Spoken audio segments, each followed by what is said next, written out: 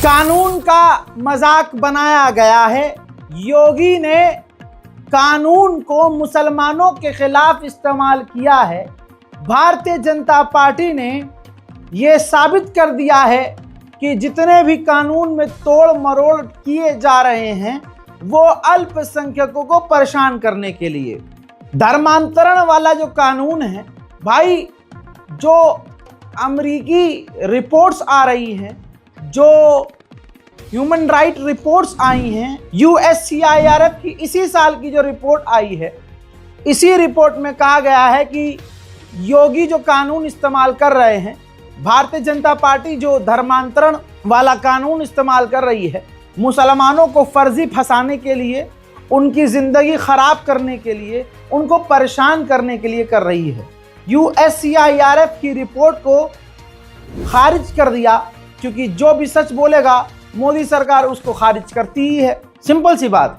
लेकिन ग्राउंड पे वही काम करती है। अब इलाहाबाद हाई कोर्ट ने यूपी सरकार के मुंह पर जोरदार तमाचा जड़ा है। भाई, मामले में कहा है कि बाइबल बांटना और मजहब का प्रचार करना ये कोई कानून का उल्लंघन नहीं है। हजरात, ये अपराध नहीं है। बाइबल बांटना, धर्म का प्रचार करना, ये कहां से अपराध हो गया? हजरात, हद पार करने, यानी जो यूपी पुलिस हद पार कर रही है, फटकार यूपी पुलिस को लगाई है इलाहाबाद हाई कोर्ट में। बार एंड बेंच की रिपोर्ट के मुताबिक एक कड़े आदेश में इलाहाबाद हाई कोर्ट ने हाल में ही कहा है कि सिर्फ बाइबल बांटना या किसी धर्म का प्रचार उत्तर प्रदेश गैर कानूनी धर्मांतरण निषेध अधिनियम 2021 के तहत अपराध नहीं है। हजरात, अब आप समझ सकते हैं, क्लियर हो गया है कि किस तरह से यूपी सरकार मुसलमानों को फर्जी फंसाने के लिए गलत तरीके से कानून का इस्तेमाल कर रही है। हजरात, दूसरी तरफ वो आपको आतंकवादी याद होगा, राकेश किशोर, जो पहले एडवोकेट था, अब सस्पेंड हो गया है। पूर्व CGI के ऊपर उसने जूता फेंका था, दिल्ली वालों के हत्थे चढ़ गया। इसने सोचा दिल्ली वाले चूरन हैं। भाई, दिल्ली वाले जिससे प्यार करते हैं तो प्यार में भी मर जाते हैं, और जिससे चिढ़ जाते हैं तो उसको चीर डालते हैं। कड़कड़ूमा कोर्ट में वो बुढ़ा हैवान आतंकवादी जो टनाटन चीख रहा था, वहां पर मौजूद जो सैकड़ों एडवोकेट थे, उन्होंने पहचान लिया, यार ये तो हमारे CGI पर हमला करने वाला था बंदा, यही तो था बुढ़ा हो। भाई साहब, फिर जो बजाया है उसे, आहा, देखिए। तेरी साले कौन है तो साले को मार रहा है मुझे? सनातन धर्म की जय हो, सनातन धर्म की जय हो, सनातन धर्म की जय हो, सनातन धर्म की जय हो। जो पिटा है सही पिटा है भाई साहब। मतलब मन में इनके होता है धर्म सबसे ऊपर, प्रोफाइल पे लिखेंगे राष्ट्र सर्वोपरि, दोगले कहेंगे। हजरात, देश में आज मतलब सर्कस चल रहा है। बताइए, पार्लियामेंट के अंदर किस चीज पर बहस हो रही है? वंदे मातरम पर। अब जिन्होंने दर्जनों साल तक जिस RSS ने तिरंगा नहीं लहराया अपने दफ्तर पर, उनकी औकात इतनी है कि वंदे मातरम पर ये बहस करें। ये तो मुसलमानों का जलवा है जी, कि आज ये बेचारे डर के मारे उल्टा मुसलमानों से वंदे मातरम बुलवाने के लिए ये संसद में वंदे मातरम चीख कर बोल रहे हैं और बहस कर रहे हैं। लेकिन पाकिस्तान ने जो आतंकी हमला किया पार्लियामेंट में, उस पर बात नहीं हो रही। पहलगांव अटैक जो हुआ पार्लियामेंट में, उस पर बात नहीं हो रही है। दिल्ली में और देश भर में कई इलाकों में जो प्रदूषण फैल रहा है, पार्लियामेंट में उस पर बात नहीं हो रही है। दिल्ली में जो धमाका आतंकवादी वाला हुआ, उसमें पार्लियामेंट में बात नहीं हो रही है उस मुद्दे पर। पार्लियामेंट में बात हो रही है वंदे मातरम पर। और विशाल ददलानी का करियर बहुत अच्छा चल रहा था, लेकिन फिर भी बेचारे से रहा नहीं गया और मेन मुद्दों पर इसने बात कर दी और सवाल कर लिए। पता नहीं क्राइम ब्रांच, CBI, ED से इनको डर नहीं लगता क्या? देखिए जरा विशाल साहब को। हेलो भाइयों और बहनों, बड़ी खुशखबरी की बात है आपके लिए। कल हमारे पार्लियामेंट ने, इंडिया के पार्लियामेंट ने 10 घंटे वंदे मातरम पे बहस की। वंदे मातरम जो कि एक बहुत मशहूर और चहीता देश गीत है, जो कि बंकिम चंद्र चटर्जी ने लिखा है। लोग इसे बहुत चाहते हैं। इस पर बहस हुई पार्लियामेंट में, और इस बहस की वजह से मैं आपको बता दूं, इंडिया की बेरोजगारी का प्रॉब्लम सॉल्व हो गया, इंडिगो वाली प्रॉब्लम सॉल्व हो गई है, एयर पोल्यूशन की प्रॉब्लम सॉल्व हो गई है। इमेजिन 10 घंटे एक पोएम पे डिबेट हुई है। इन बातों का जिक्र तक नहीं हुआ, लेकिन ये बातें सब इस डिबेट की वजह से सॉल्व हो गई हैं। ये डिबेट जो आपके टैक्स के पैसों का 1 मिनट पार्लियामेंट में 2.5 लाख रुपया कॉस्ट करता है, 10 घंटे मतलब 600 मिनट, काउंट कीजिए। Oh my God. अब देखिएगा, कुछ ही दिन की बात है, इस वीडियो को मेरी सेव कर लीजिएगा। विशाल ददलानी को गिरफ्तार किया जाएगा, भाई को पूछताछ के लिए बुलाया जाएगा। इन पर कोई केस नहीं होगा तो केस बनवा का केस लगवाया जाएगा। इनको एक सबक बना दिया जाएगा कि दूसरा कोई बॉलीवुड स्टार कहीं इस रास्ते पे न चल पड़े। सेव कर लेना मेरी वीडियो। अब दोस्तों, भोपाल के बीजेपी के एक नेता हैं। देखिए, भाजपा की बात नहीं है, खास एक जो समुदाय है, एक बड़ा जो समुदाय है, वो मुसलमानों के खून का प्यासा है। किल से पड़े हैं, नहीं पता क्यों किल से पड़े हैं, चिड़े हुए हैं, नहीं पता क्यों चिड़े हुए हैं, बस चिड़े हुए हैं, फ्रस्ट्रेट हैं मुसलमानों से। अब ऐसे में भाजपा का एक नेता कहता है, जो ये बाबरी मस्जिद बनाई जा रही है मुर्शिदाबाद में, ये किया जा रहा है, कट्टरवादी जो मुसलमान हैं, ये जो नींव बाबरी मस्जिद की खोद रहे हैं और कह रहे हैं वहीं बनाएंगे, ये नींव उनके लिए उनकी कब्र बना देंगे। मतलब मुसलमानों के नरसंहार की बात ओपनली कहकर जा रहा है भोपाल का नेता, भाजपा का भजपिल्ला। सुनिए। पश्चिम बंगाल में तृणमूल का जो विधायक है वो वहां पर बाबरी मस्जिद की ईंट की बात कर रहा है। मैं उस विधायक को और तृणमूल कांग्रेस को और कट्टरपंथी मुसलमानों को कह देना चाहता हूं कि नींव थोड़ी मजबूत खोदना, बाबरी मस्जिद तो नहीं बनेगी, पर हो सकता है तुम्हारी कब्र बनाने के लिए वो नींव काम आए। अब यहाँ पर मुसलमानों को संभलने की जरूरत है। यहाँ गलती भाजपा की नहीं है, गलती मुसलमानों की है। जो बंदा मुर्शिदाबाद में बाबरी मस्जिद का जो नींव रख रहा है 2019-20 में, वही मुल्ला जो आज बहुत बड़ा बना हुआ, वो भाजपा की तरफ से चुनाव लड़ा था। भाई, ये चीज़ें आम लोगों को पता नहीं होती हैं। तो ये बाबरी मस्जिद का जो नाम इस्तेमाल किया जा रहा है, मुर्शिदाबाद में मुसलमान पहुंच रहे हैं 2-2 ईंटा रख के सर पे बुनियाद डालने के लिए। किसी भी मुसलमान को पकड़ लो, कहाँ जा रहे हो? जो मस्जिद की नींव डलवाने जा रहा हूँ। ईंट कहाँ लेके जा रहे हो जी? ये यही तो ईंट रखेगी यही उसके अंदर नींव में। अच्छा, तुम्हारे घर के आसपास कोई मस्जिद है? हाँ जी, 5 मस्जिद है जी। उस 5 मस्जिद में तुम पिछले कितने महीने में गए हो? मैं तो जी दफ्तर काम पे चला जाता हूँ ना, तो नहीं जा पाता, बिजी रहा हूँ। तो आज मुसलमान अपनी गली की मस्जिद में 2 वक्त की नमाज नहीं पढ़ता। जितने भी इमाम हजरात इस वीडियो को देख रहे हैं, मेरी बात से सहमत होंगे। आप खुद नमाज जुमा में आप बयान कीजिए, पूछिए नौजवानों से, सवाल कीजिए। आप बयान तो आप कब से देते आए हैं, अब नौजवानों से सवाल करो। अरे भाई, मुर्शिदाबाद में और अलानी जगह फलानी जगह तुम चंदा दे रहे हो कि मस्जिद बनाएंगे, भाई अच्छी बात है, लेकिन ये पॉलिटिकल पार्टीज और पॉलिटिक्स के लिए जो मुसलमान इस्तेमाल हो रहा है, इससे कैसे बचे मुसलमान? वो तो मारने काटने की बात हमें करेंगे ही।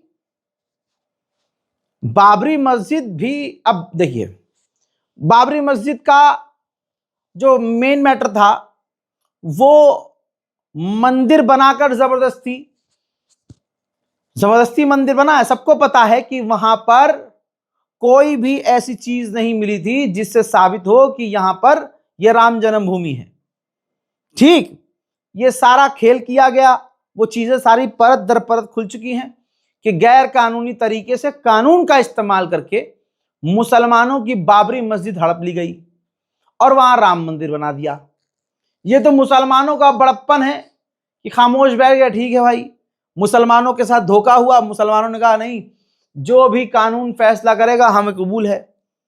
अब जब कानून ही उनकी जेब में है तो फैसला उनके मतलब का आ गया, मुसलमान चुप हो गए।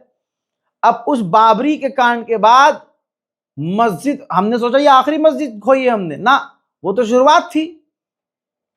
आज हर मस्जिद पर हिंदू समुदाय की नजर है, वह मस्जिद गिर जाए, ये तोड़ दे, क्योंकि 2014 से अब तक हिंदुओं के दिमाग में भाजपा ने बिठा दिया है कि अगर तुम कट्टर हिंदू हो तो देखो, सच्चे हिंदू हो, सच्चे राम भक्त हो, तो एक दो मुसलमान तो तुम्हें मारना पड़ेगा, मुसलमान से नफरत करनी पड़ेगी, मुसलमान का बाइकआउट करना पड़ेगा, मुसलमानों के खिलाफ जहर उगलना होगा, तुम्हें गू चाटना पड़ेगा, गौमूत्र पीना पड़ेगा, तभी तुम सनातनी हो।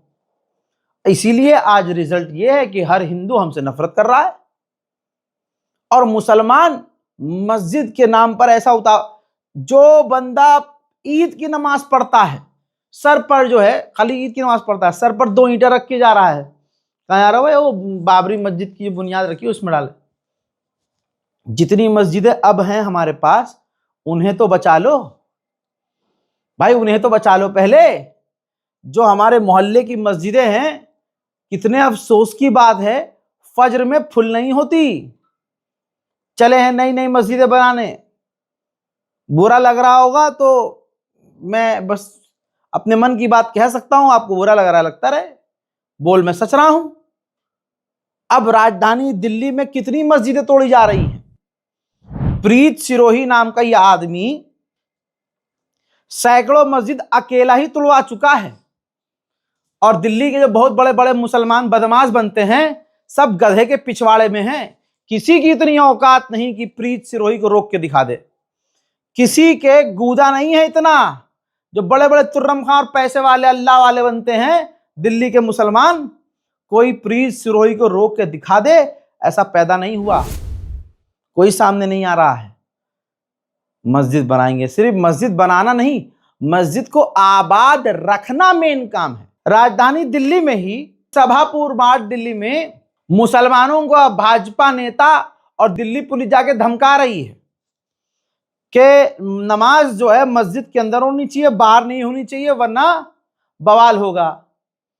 अब इसको अगर उल्टा कर दें, पहले बयान देखिए। नमाज नहीं होना चाहिए, गले में नमाज होगा तो कोई माहौल यहाँ खराब होगा। ये गली में बिल्कुल नहीं होगा, गली में नहीं होना चाहिए बिल्कुल भी। किसी को आप तो अपनी शांति को अपने जमाना लगाने का क्या मैसेज है? तो आप बाहर का बंदा नहीं आएगा, उनको बता दो जो भी। हाँ, इसी जुम्मे को बता देंगे कि अपना इंतजाम अपना कर इसी जुम्मे तो नहीं होना नहीं चाहिए। इसमें सुनो, हम लगा देंगे बैरिकेड, हम स्टाफ लग जाएगा, हम लगा देंगे बैरिकेड, ठीक है। अब इसको उल्टा कर दीजिए आप।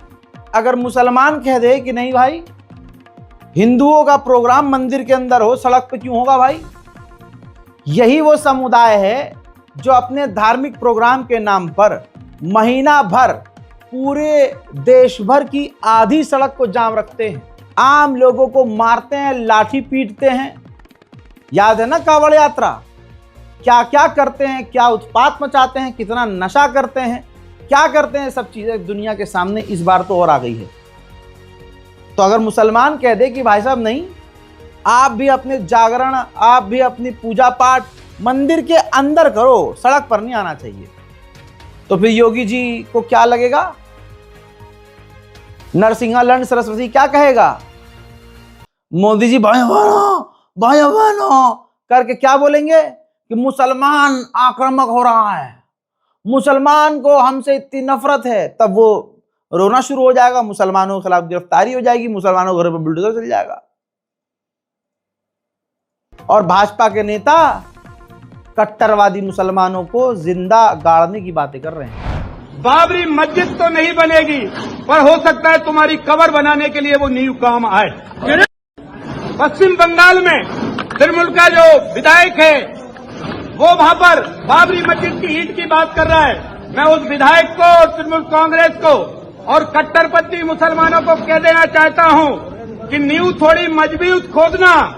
बाबरी मस्जिद तो नहीं बनेगी, पर हो सकता है तुम्हारी कबर बनाने के लिए वो नींव काम आए।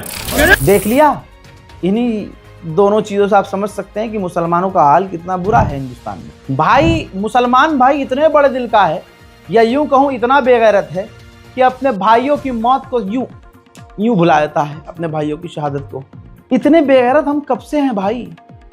इतनी बेगैरती क्या ही होगा मुसलमान का, फर्क ही नहीं पड़ता, सुबह पिटता है, शाम को नहारी खा के सो जाता है। जयपुर मुंबई सुपरफास्ट एक्सप्रेस के अंदर भाई आरपीएफ के एक हिंदू आतंकवादी ने 31 जुलाई 2023 को 3 मुसलमान यात्रियों को एक एक करके गोली मार दी।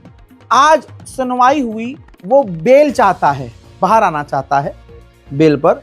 तो बेल पर सुनवाई हो रही थी, तो जो एक शख्स मारा गया शहीद असगर शेख, उनकी बीवी ने आरपीएफ कांस्टेबल चेतन सिंह चौधरी की जमानत याचिका का विरोध किया। कहा कि ये जो कहा जा रहा है कि ये मानसिक रूप से अस्थिर हैं, तो ये दावा गलत है, क्योंकि अगर वो मानसिक तौर पर ठीक नहीं था तो उसने मुसलमान की पहचान कैसे की? आप समझ रहे हो? बेल अप्लाई करी है और बहाना बनाया है कि चेतन सिंह जिसने मुसलमानों का नरसंहार किया वो मानसिक तौर पर। अरे भाई, आरपीएफ में ऐसे लग जाती है क्या नौकरी? मेडिकल वेडिकल नहीं होता? तो बहन ने वही बोला है, तो शहीद की पत्नी ने यही बोला है कि अगर ये मानसिक तौर पर बीमार था तो इसने पहचान करके सिर्फ मुसलमान को कैसे मारा? फिर इसने योगी, मोदी और अमित शाह की बात कैसे की? और इसने 2008 के बदले की बात कैसे की? बंदूक चला, पागल आदमी तो पागल होता है। तो आप समझ सकते हैं हाल ये है हिंदुस्तान में। मुसलमानों को आज कोई पुलिस वाला हो, सीआरपीएफ का जवान हो, आरपीएफ का जवान हो, भाई मुसलमानों को टक से गोली मार देते हैं, क्योंकि उनको पता है कि अगर ये काम हमने कर दिया तो सबसे बड़े राम भक्त कहलाएंगे, मोदी भक्त कहलाएंगे, और मोदी का राज है, मोदी तो बचा लेगा हमें। कानून का राज कहाँ है? एक ये मामला आरपीएफ का नया अपडेट आया है, और एक वो जो दिल्ली के अंदर, राजधानी दिल्ली में ही 14 साल के बच्चे को बताया था मैंने कल आपको ये रिपोर्ट, मदन गोपाल तिवारी ने भेजे पर कट्टी पर पिस्टल लगा के गोली मार दी। मुसलमान था वो लड़का, इसलिए इतना आसान है मुसलमान को मार देना। मुसलमान को मार देना आज भारत के अंदर किसी ऐसे है चींटी मसल देना। ये मुसलमानों की कमी है, क्योंकि मुसलमान न सड़क पे आता है, न सवाल करता है, न थाने पहुंचता है, न एफआईआर करता है, न अपने लोगों के लिए खड़ा होता है। कितने मामले हो गए, मॉब लिंचिंग की जा रही है मुसलमानों की।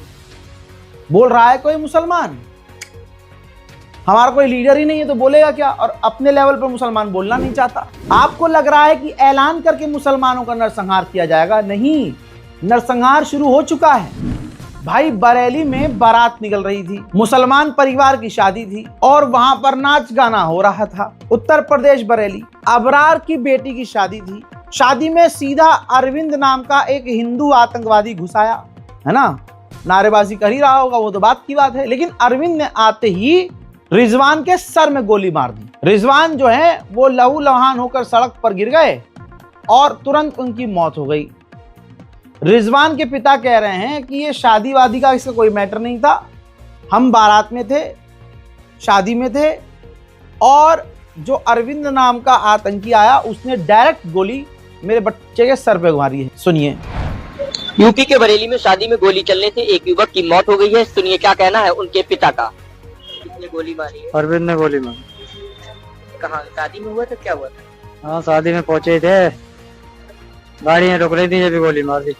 मतलब हर फायरिंग हो रही थी वहाँ? नहीं, सीधी गोली मारी है। जानबूझ के मारी गोली? हाँ। कोई रंजिश थी?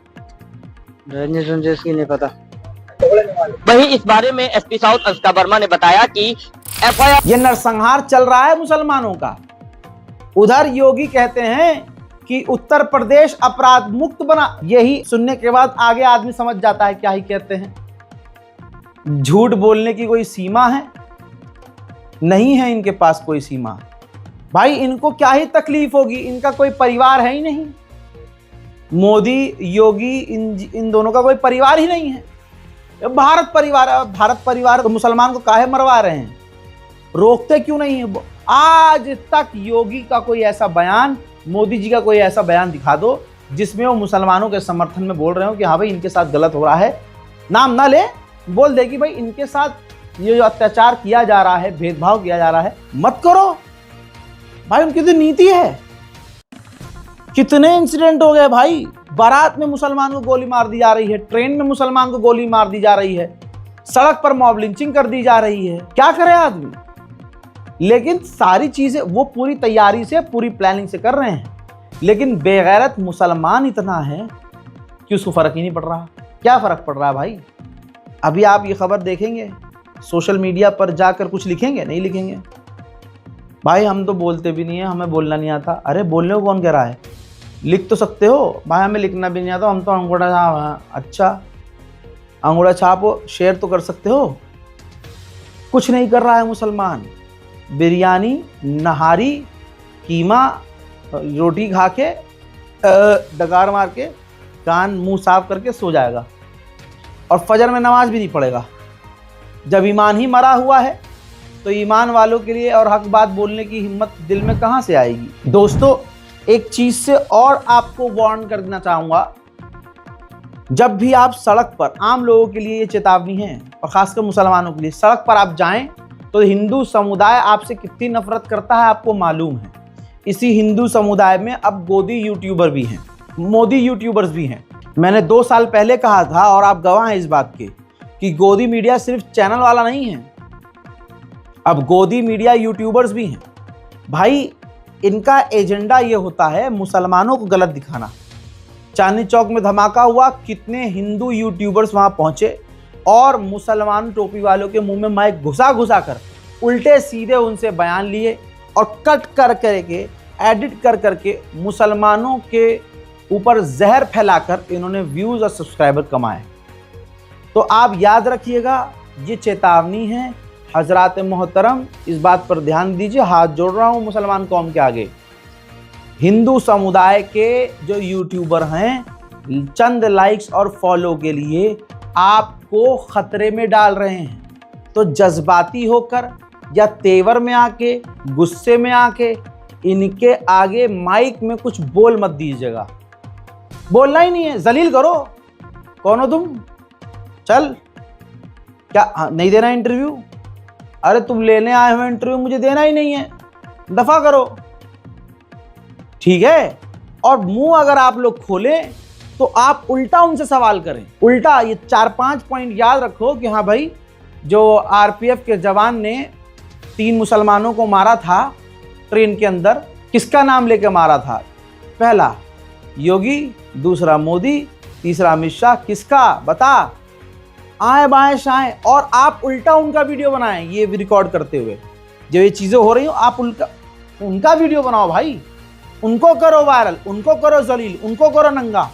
अगर आपको लग रहा है कि किसी मुसलमान के मुंह से ये उल्टा सीधा निकलवा रहे हैं तो आप उस मुसलमान के कान में जाके बोल दो भाई कि भाई ये फंसाने का खेल है। मुंह तभी खोलो जब बोलने की थोड़ी सी तमीज़ हो। अब ऐसे लोगों ने, कुछ मुसलमानों ने दिमाग लगाया है, अल्हम्दुलिल्लाह, शाबाश मुसलमानों। जैसे ये वीडियो, और इसमें महिला पत्रकार, जो गोदी पत्रकार, संघी पत्रकार है, जो हिंदूवादी पत्रकार है, उसके मकसद को उसके मुंह की तरह गंदा होते हुए हम देख रहे हैं। उन्होंने सबको मना कर दिया यहाँ पे बोलने से। खाओगे क्या? उन्होंने सबको बोलने से मना कर दिया। ले लो नहीं, मुझे नहीं खाना। ले लो ना, मुझे नहीं खाना। उन्होंने मना किया सबको बोलने से। कौन है वो? क्या नाम है? आप कौन हो? आपका नाम क्या है? मैं रिपोर्टर। तो मैं मैनेजर हूँ बैंक का। बैंक का मैनेजर। खाओगे? क्या नाम है? अभी मैं बिजी हूँ, खा रहा हूँ। खाओगे आप? तो खाओ तो नहीं। डोंट डिस्टर्ब मी, जाओ आगे जाओ। तरीके से बोलिए ना, तरीके से बोलो ना। आप तरीके से बोलो। तरीके से ही पूछ रही हूँ। उधर देश में मुद्दे इतने बड़े बड़े, भाई गरीबी तो देश में ऐसा है ही नहीं, दिख रही है, लेकिन सरकार मानना नहीं चाहती। सरकार मुद्दे क्या लेके आ रही है? वंदे मातरम। और कौन सी सरकार? जिनका इतिहास उठा के देखोगे तिरंगा नहीं लहराया, जिनके बाप दादाओं ने जिन्ना के साथ काम किया। वंदे मातरम तो बात की बात है, तिरंगा इन्हें पसंद नहीं था। इसीलिए तो अच्छे से रियलाइज संसद में संजय सिंह ने की है। देखिए, वंदे मातरम का नारा लगाकर लोग जेल गए, लाठियां पड़ी उनको। मैं आपके माध्यम से इस सरकार से पूछना चाहता हूं, आरएसएस के 4 लोगों का नाम बताओ जो वंदे मातरम नारा लगा के जेल गए, उनका नाम बताओ आप। 4 लोगों का नाम बताओ। आप अपने 4 पुरखों का नाम आप बताओ। आपने 52 साल तक हिंदुस्तान का तिरंगा झंडा आरएसएस के मुख्यालय पे नहीं फहराया सर, नहीं फहराया। और 3 लोगों ने आरएसएस के मुख्यालय पर जब ये झंडा फहराया, उन तीनों के नाम मैं पढ़ रहा हूं, विजय, उन्मत, दिलीप। इसी तरह से कांग्रेस के मल्लिकार्जुन खड़गे ने क्या खड़काया है इनको संघियों को, सुनिए। सर, महात्मा गांधी ने जब 1921 में असहयोग आंदोलन, नॉन कोऑपरेशन मूवमेंट छेड़ा तो लाखों कांग्रेसी स्वतंत्रता सेनानी भारत माता की जय, महात्मा गांधी की जय और वंदे मातरम का नारा लगाते हुए जेल जा रहे थे। आप क्या कर रहे थे? ब्रिटिशों के पास नौकरी कर रहे थे। निकाल के देखो। अरे, और आप हमको देशभक्ति सिखाते हो, हमको पैट्रियोटिज्म सिखाते हो। अरे, पहले तो आप पैट्रियोटिज्म के नाम से डरते थे और सिर्फ सेवा करना ब्रिटिशरों का जानते थे, इसीलिए अरे माफी ना। भैया उधर ये जो जिसकी सरकार है, दिमाग में गू भरा है भाई। बयान सिर्फ लंबे लंबे मोदी जी को फेल करने की कोशिश निशिकांत दुबे कर रहे थे भाई। बकैतियां मारते मारते उन्होंने कहा, सूडान का नाम ले लिया, सूडान। मजा ऐसे नहीं आएगा, देखो पहले आप। ये चुनाव आयोग की बात करते हैं। इस देश का पहला चुनाव कमिश्नर, इस देश का पहला चुनाव कमिश्नर सुकुमार सेन, जब वो रिटायर होते हैं तो उसको सूडान का ये राज्यपाल बना देते हैं। कब हो गया ये? मेन मुद्दों पर संसद में बात नहीं हो रही है। सरकार जबकि खुद बता रही है कि पिछले 5 सालों के अंदर, देख लीजिए, मोदी सरकार के रहते हुए पिछले 5 साल में 65 लाख बच्चों ने स्कूल जाना बंद कर दिया है। पहले नंबर पर गुजरात और दूसरे नंबर पर यूपी। गुजरात मॉडल लागू करना चाहते हैं ना। हाँ, मोदी पूरे देश में जाहिल और अनपढ़ रखने वाला लोगों को मॉडल लागू करना चाहते हैं। ऊपर से दूसरे नंबर पर यूपी के बच्चे हैं जो स्कूल जाना बंद कर चुके हैं। वो बच्चे कहाँ दिख रहे हैं आपको? वो वंदे मातरम, जय श्री राम, मुल्लो कटमुल्लो, ये ऐसे जो नारे लगाने वाली रैलियां होती है ना, उसमें ये ऐसे बच्चे आपको मिल जाएंगे। और उनका क्या भविष्य होगा वो आप अच्छे से जानते हैं। भाजपा नेताओं की औकात यही है और हकीकत यह है कि अब ग्राउंड पर बच्चे इन्हें जलील कर रहे हैं। मध्य प्रदेश में नेताजी बहुत लेट पहुंचे और बच्चों, खिलाड़ियों को, जो बच्चे महिलाएं हैं, वो उनको घंटों तक खड़ा रखा। अब नेताजी फोटोग्राफी करवाते हुए जब पहुंचे, वीडियोग्राफी करवाते हुए, तो लड़की ने पूछ लिया, कह दिया कि आप पागल समझे हैं क्या? हैं, इतना फालतू टाइम है हमारे पास, कब से खड़े और आप अब आए हैं? नेताजी देखते हैं कैमरा में रिकॉर्ड हो रहा है तो अब्बा डब्बा चब्बा करके उस लड़की को गले लगा लिया, शांत करने की कोशिश की। हालांकि गले लगाना भी मेरे ख्याल से सही नहीं है, वियर्ड था ये, लेकिन भाजपा तो आप जानते ही ये कैसी है। नमस्ते, तो ठीक है, आप इंतजार कर रहे हैं, हमारे पास फालतू टाइम है।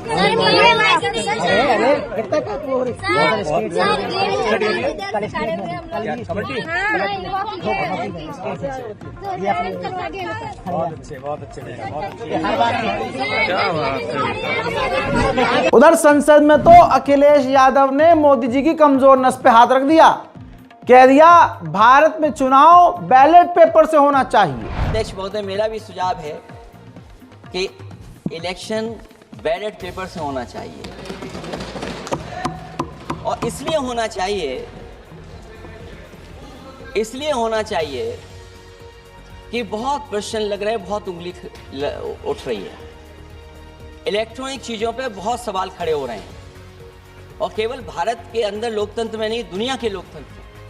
और ये जो लोग कुछ कह रहे हैं इलेक्ट्रॉनिक की बात और टेक्नोलॉजी की बात कर रहे हैं, मैं उनसे कहना चाहता हूं कि भारत और जर्मनी की तुलना कर लें, भारत और अमेरिका की तुलना कर लें, भारत की और जापान की तुलना कर लें, हम कहाँ खड़े हैं। अगर वो संपन्न देश जो टेक्नोलॉजी में हमसे कई गुना आगे हैं, अगर वो स्वीकार नहीं कर रहे ईवीएम, तो आखिरकार हम ईवीएम को हफ्ता भर बीत चुका है, इंडिगो का अभी आर रोना खत्म नहीं हुआ है, बवाला चल रहा है। फ्लाइटें रद्द हो रही हैं, बेचारे गरीब लोग परेशान हैं। अब आप कहेंगे रजा भाई जहाज से को, भाई मोदी जी ने कहा था ना चप्पल वालों को भी जहाज में, अब वही चप्पल उतार के किसके मुंह पर मारना चाहिए जनता को, ये मुझे बताने की जरूरत नहीं है।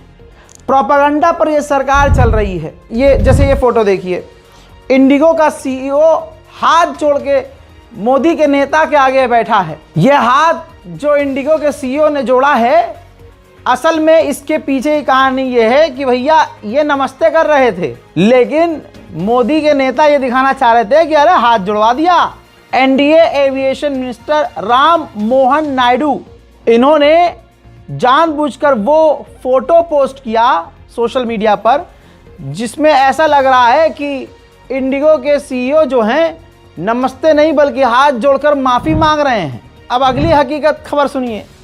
जो इंडिगो उड़ नहीं रही थी उसका इस्तेमाल करके गोवा के 2 क्रिमिनल सनातनी, एक सौरभ और दूसरा गौरव लूथरा, दोनों भाई इंडिगो से ही फरार हुए।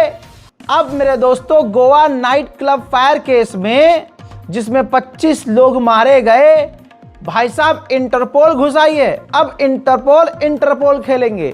कहा जा रहा है कि भाई ब्लू नोटिस जारी कर दिया है। अरे ब्लू नोटिस हो, पिंक नोटिस हो, ब्लैक नोटिस हो, कुल मिला के भागे तो वो भारत से ही, तो किस तरह से वो भागे या भगाया गया मुझे समझाने की जरूरत नहीं है। अब इंटरपोल खेलेंगे हम। ये विजय माल्या वैसी आ गया, कद्दू आ गया, नीरव मोदी मेरा कद्दू आ गया, ऐसे ये दोनों भी मेरा कद्दू आएंगे। उधर जैसा हम लोग सोच रहे थे वैसा हो रहा है। उड़ान मंत्री ने ऐलान किया है कि बहुत जल्द नई फ्लाइट्स भी लॉन्च होंगी। नई फ्लाइट्स इंडिगो के और एयर इंडिया के अलावा आएंगी। अब दोस्तों मेरा दिल कह रहा है अदानी एयरलाइंस, अंबानी एयरलाइंस, ये 2 नाम तो ज़रूर आएंगे, ये 2 एयरलाइन ज़रूर आएंगी। कमेंट सेक्शन में आप बताइए कि आपको क्या लगता है और कौन सी एयरलाइंस आने वाली है। Modi airlines, Bhajpa airline sorry यार, कितना खतरनाक खेल खेला भाई। अदानी अंबानी के हाथ में पूरा देश जा चुका है। सोचिए मामले क्या चल रहे हैं, हालात देश के कितने खराब हैं, और वो वंदे मातरम में बहस कर रहे हैं। अब ये सतीश आचार्य का कार्टून देखिए भाई, कितना रिलेटेबल है यार, जेन्युइन है। मोदी चिंगाड़ रहे हैं वंदे मातरम, जनता चिल्ला रही है मदद मदद कर दो भैया, हेल्प कर दो हेल्प। ऐसे ही भाई साहब इंटरनेशनल लेवल पर कितनी बेइज्जती हो रही है। बीबीसी के इस कार्टून को देखिए, बच्चों को मैथमेटिक्स पढ़ाई जा रही है, सवाल पूछा जा रहा है तो बच्चा खड़ा होकर बोलता है वंदे मातरम सुना दूं क्या। एक बिमल आइकोजम नाम के नेताजी हैं मणिपुर के, भाई क्या लुंगी खोली है उसने सरकार की। अगले ने कहा आप लोगों में इतनी हिम्मत है कि वंदे मातरम पर आप 10 घंटे डिबेट कर रहे हैं, मैं चैलेंज करता हूं आप 3 घंटे मणिपुर पर बोल के दिखाओ। अब्बा टब्बा चब्बा मोदी जी का हो गया। देखिए, question that we must be asking today as we mark this Vande Mataram's 150th year is that have we been able to deliver that justice, liberty, equality and fraternity? Unfortunately, to end, just as we keep on singing about Vande Mataram, you exclude people. Take for example Northeast. For 75 years it is not a myth. Just as the Europeans have said, India has past, not history. And Bengali nationalist says, we must have a history. That's the nationalist imagination. Today, the Northeast is still not included in the so-called Indian history. That exclusion. Dalits have been excluded. You are suspicious of a minority like Muslims. You have keep on excluding people. You are not doing justice to Bharat Mata, which is the millions of. वहीं सरकारी document से खुलासा हुआ, source wire का है, the wire का।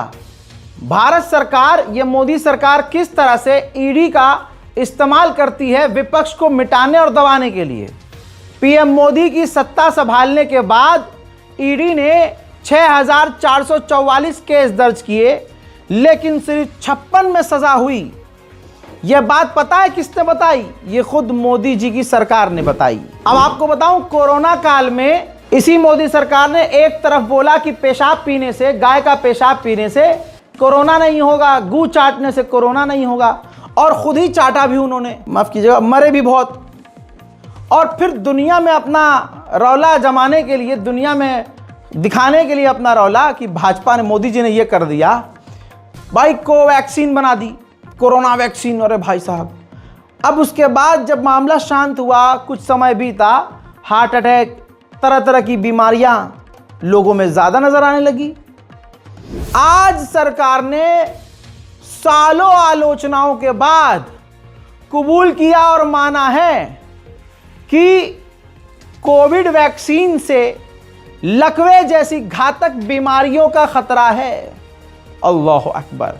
लेकिन हमारे देश की जनता इतनी बेगैरत है कि इस पर भी खामोश रहेगी।